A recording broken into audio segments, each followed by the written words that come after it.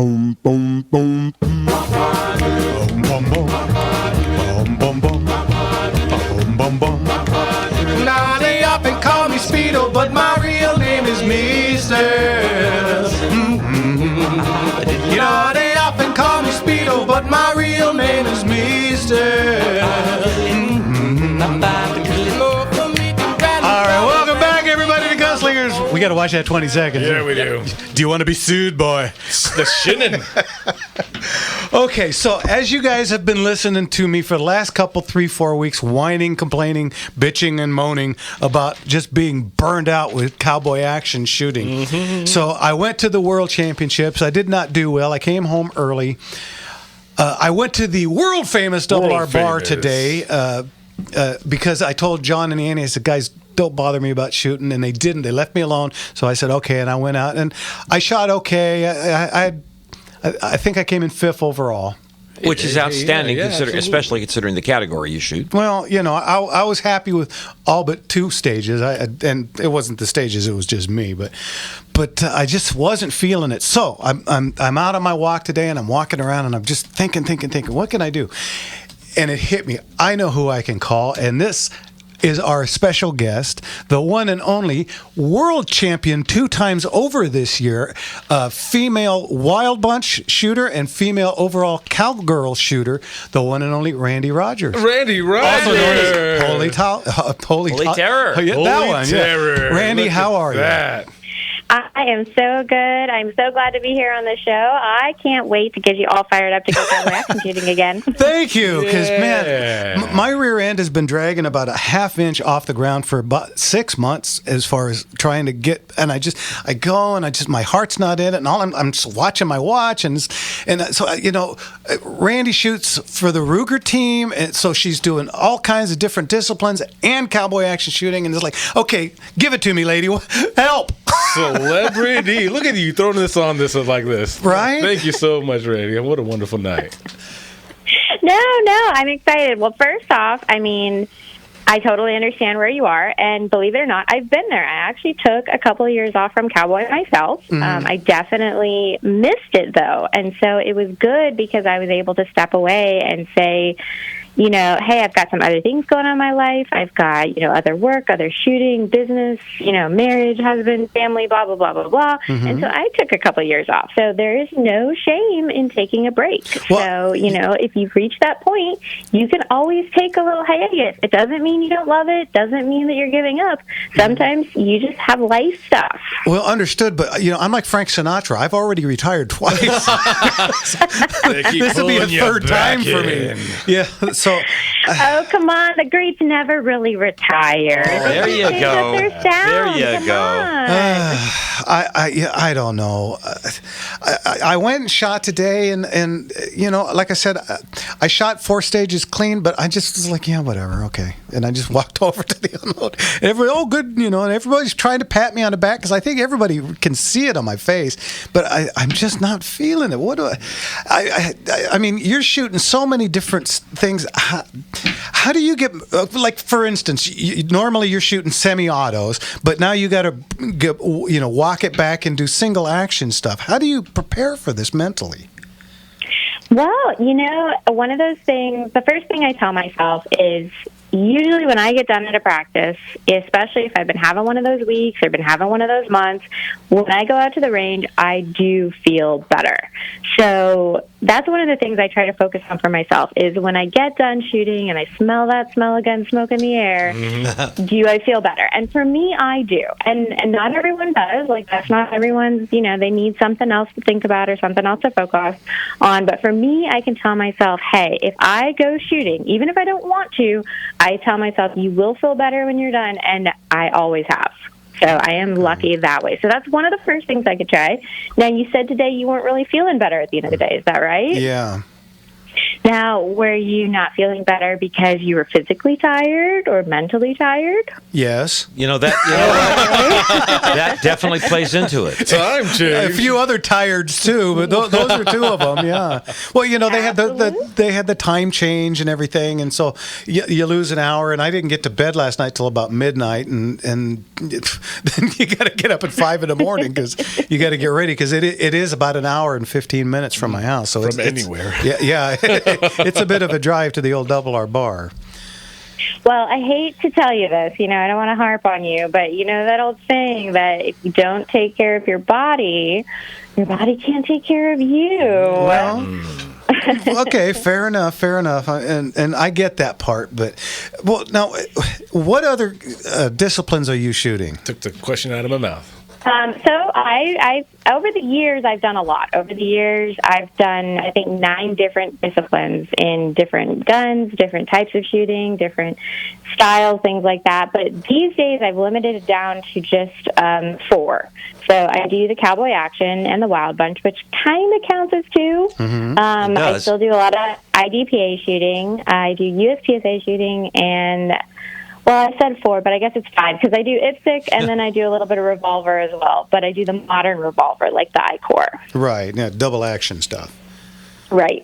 Okay. Well, I mean, just so everyone knows, you practice so many disciplines. How long have you been doing competitive, like shooting in general and competitive? Like, what's the difference between there for you, time-wise? Let's say. So for me, there's not a whole lot of difference. I was very, very blessed. I started shooting when I was 11 years old, and I started because my grandparents were cowboy action shooters at the time. My grandfather is a world champion in his own right. Multi. And yes, multi in both wild bunch and the cowboy. Hey. And so I was blessed. I got to go live with them, and they didn't have a full-time babysitter or anything. So my choice was to go to the range, and I could sit in the car and watch, or I could go shoot. And let me tell you, going to shoot is way more fun than sitting in the car. I would think so. So right off the bat, at that time, back in the day, 11 was not old enough to compete. So I guess I have about a 6-month difference between my shooting time and my competing time, because my first match was Winter Range in 1999, and I think I was 12 for all of 5 days. Okay. I was at that match, by the way. I started. Yes. Yeah, I started. think you beat me out for a couple of years. Yeah, I started late 1997. So. Okay. And that checks off so many boxes for not just our audience, but everyone out there. It's again, it doesn't matter what gender you are, and it doesn't matter your age, really. Like, you can start off and have the ranger sitter, as I like to say, to really start out there and start learning and understanding this craft altogether. And I mean, you're a shining example of that. Oh, this is one of the things I love most about shooting. I've met shooters that were, 9 years old that, you had to prop their long guns on the back of a folding chair when you took them to the range. And then I've met people who didn't start until, kind of middle age, as far as they were 50, 60 years old. And every single one of them, I see the joy in their face. And so you're right. It's gender, age, ethnicity, background, occupation. Just come out to the range. You're going to love it. Yeah. Well, and going plinking, I'm fine with that. Okay. Just going to the range and taking a SIG and a Glock and a Colt and stuff like that. And my favorite is 22. I love shooting 22 because you don't have to pick up that damn brass, and it's still relatively inexpensive. I won't say inexpensive, relatively inexpensive to shoot, and it's fun hitting the clay birds up on the 50-yard berm wall with a handgun because it angers everybody else that's with me. So I do enjoy that, but.